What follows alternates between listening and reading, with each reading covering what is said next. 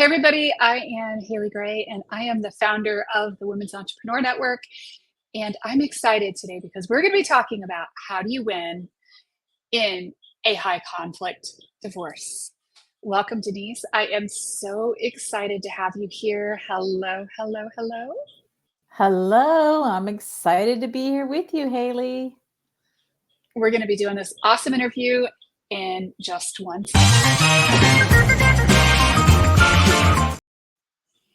So, welcome everybody. I am so excited to be here with you. We're going to be talking about a really hot topic because, one of the first things people say when they're like, I'm going to get divorced is I'm going to go out, I'm going to go hire an expensive attorney, and I want the best, most fightingest that's going to defend me and my rights and up one side and down the other. And I'm going to win this thing. Yeah. And what is your experience, Denise? That is the exact opposite of what to do.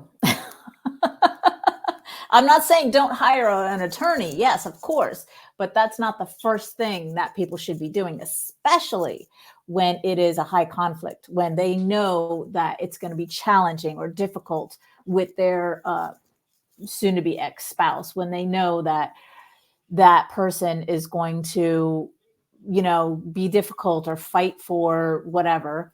That is not the first thing to do. That is actually the second thing to do. Right. So what is the first thing that you do? The first thing to do is for them to have their emotions about not only the situation, because divorce in general is super triggering, it's super emotional, but also their soon-to-be ex, right? You're divorcing this person for a reason. So you are already triggered by this person, and this person knows you. So they know how to push your buttons and to, piss you off or hurt you or say the things about you or your family or your children. That's a big one, right? So having the emotional triggers under control is always my top number one advice for people to do, because when they have their emotions under control, then they become untouchable. And nobody, even the soon-to-be ex, even the soon-to-be ex's shark attorney, or however people want to describe that attorney, whatever is thrown at them, they have their emotions under control. So that, and my tagline is always so that they feel calm, confident, and courageous. Calm their nervous system. That's number one, top. Confident walking in, confident being in, if it does go to trial or even mediation, or even just confidence in the outcome of this divorce. And courageous to speak their voice, to get their point across, to say the things that need to be said so they could advocate for themselves, so they could advocate for their children, custody of their children, whatever it is. There's so much hiding and scarcity and intimidation in these high conflict divorces. So being courageous to actually say those things, speak their mind and their voice in a way that is heard. That's the key. Mm-hmm. Absolutely. So tell us a little bit about what it is that you do. So I am a divorce doula, as you know, winky, wink. And what I do is I walk my clients through the entire divorce process. So pre-divorce, the divorce process, and then after the divorce. And what I do is I support them with the emotions, like I was just sharing, the emotions, so that they go through the entire divorce process feeling calm, confident, and courageous, so that they get everything that they're asking for in the divorce. I've heard so many horrible, nightmare, hellish living divorce stories where, women and men both are on the end of the divorce process where they're financially ruined, depleted, drained, mentally depleted and drained, and emotionally depleted and drained. And it's so sad. I hate hearing those stories. So I'm such a huge advocate to walk people through the entire process so that they get what they're asking for. And in my experience with my clients and my community, they just want fairness. They just want, to be fair with the child custody, be fair with, the living expenses, the financial part, house. When children are born and raised in a house, why should they have to move to an apartment when, the children aren't, Right. They are the victims of the situation, but they aren't to blame. And why should they be punished? So that's what I do for my clients is I walk them through the entire process, pre and all the way to post divorce, so that they go through the entire process feeling calm, confident, and courageous. Right. And I mean, I think a lot of times people are going to say, well, this is BS. And I will say, prior to working with you, and no, y'all, I'm not getting divorced. I was working with Denise for some professional stuff, some professional development. That, in seeing and knowing some of your clients personally, if I hadn't seen some of the cases, I would have thought you were kind of maybe overstating or lying or, like, are you serious? You've got to be kidding me.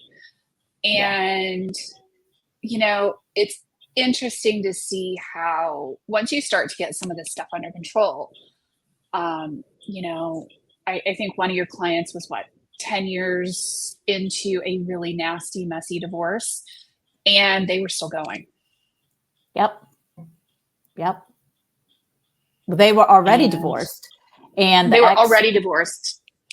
And the ex kept pulling the crap and playing the games, because that's what they do, and dragging the now ex-spouse back to court. And this client is remarried. Like, they've moved on with their life. Or tried to move on with their life. But this is what narcissists do, right? The ex just I want you in my life, so I'm going to pull you in any way, shape, or form that I can, even if that is court. And as you know, this was in 2 different states, and multiple different states. Yeah. Yeah. And it's just crazy what, there is such thing as legal what abuse. People can get away with. And, and the law allows it. The system allows it. And every time you think you're going to escape the narcissist, unless you do the work, they're going to keep yanking you back on your chain every time you think you've gotten free, just to prove that you have not, in fact, gotten free of their clutches and their grasp. Right. Yeah. So I helped my client basically snap it up, like pinch it off. Put an end to it. Put an end to it. Like, stop the abuse where it was. Be heard in court, and literally put an end to the nonsense. And I mean, I've seen a couple of the cases that you've worked on, and I've personally known a couple of the clients that you've worked with. So I can say, yes, indeed, you put a stop to the crap without having to wade into court and spend more money and spend hundreds of thousands of dollars of legal fees. Because the other thing here that it's worth noting is that if you don't get your emotions under control and you don't deal with the pre-planning and you don't go through this stuff first, if you're in an acrimonious divorce with somebody who is a head case, who is narcissistic, it's likely going to be tens of thousands to hundreds of thousands of dollars in legal fees and people going back and forth. I mean, and, you see divorce cases like, Angelina Jolie and Brad Pitt. It's been since 2016 that they've been going back and forth. Yeah. I've heard 8 years. Yeah, I've heard 10 years and millions of dollars, still not divorced. I've heard in personal cases, $1 million, another 10 years. And those 2 were divorced, but the whole back and forth to court thing, and that's the thing, that I am so passionate about helping my clients do is stop the BS, because that's what it is. It's total BS. There's no reason for any divorce to last 10 years. And there's no reason on God's green earth why a divorce costs $1 million or more. None. Zero. No, except for people keep ringing the attorney's bell and dragging back into court over and over and over again. Yeah, exactly. Yeah. So how does this play out in the case of things like, child custody? It's the same. The narcissist main goal is to destroy the other person, whether that be male, female, whatever, the partner or soon to be ex. And the narcissist knows there's two things that person needs or wants: the children, obviously, right? Or at least 50-50 fair split of child custody with the children, and money. So those are the two things that they just immediately go after, like a shark. Like that's their main goal, is the money and the children and the money. So with the child custody, it's, the intimidation, the threats. And if you have stay-at-home moms who don't have a career or job or a boatload of money sitting in a bank account, who've been at-home moms, the intimidation runs really deep, because they're like, OMG, how am I going to fight him? How am I going to do this? I don't have any money. I don't have a job. And so that's the number one threat that they spill out immediately, is I'm taking the kids away from you. I experienced it in my own past, I call my past life. And my ex did take our children away from me. It was a threat. And he did it to prove that he could do it. And I was a stay-at-home mom, so I totally get it. And I remember curling up in a fetal position in my daughter's Barbie doll bedroom on her bed and just uncontrollably sobbing, because I believed that he was going to go all the way with this, right? He took the kids, he took them away, and he was going to, do the next step and the next step and the next step. So I was just distraught. I was devastated. Like, oh my God, you're taking my kids away from me? Like, that's everything.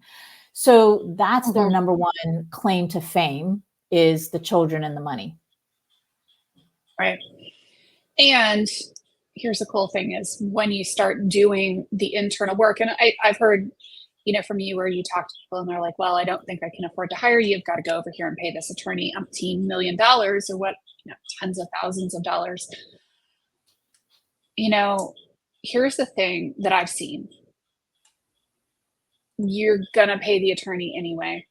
And then you'll probably pay the attorney twice or 3 times or 10 times what you were paying if you don't do the work. Yep, absolutely. That's a fact. It's going to keep going and going. Yep, that's a fact. And the attorneys, like, their zone of genius is the legal part. Their zone of genius has nothing to do with the emotional part. And there's two sides to a divorce. To every divorce, there's two sides. There's the business part, there's the emotional part. But we've been so conditioned and trained to think like the business part is number one. That's what we start with. That's what and then we we do hire a fabulous, reputable attorney. And we're like, okay, everything's under control. But you're missing the most important piece, the top number one piece. And this is why I want the world to know this. Like, that is the most important part, is the emotional part. And that there's two aspects your own to personal emotional part. Exactly. Right. Right. And you can't control what the other person is going to do.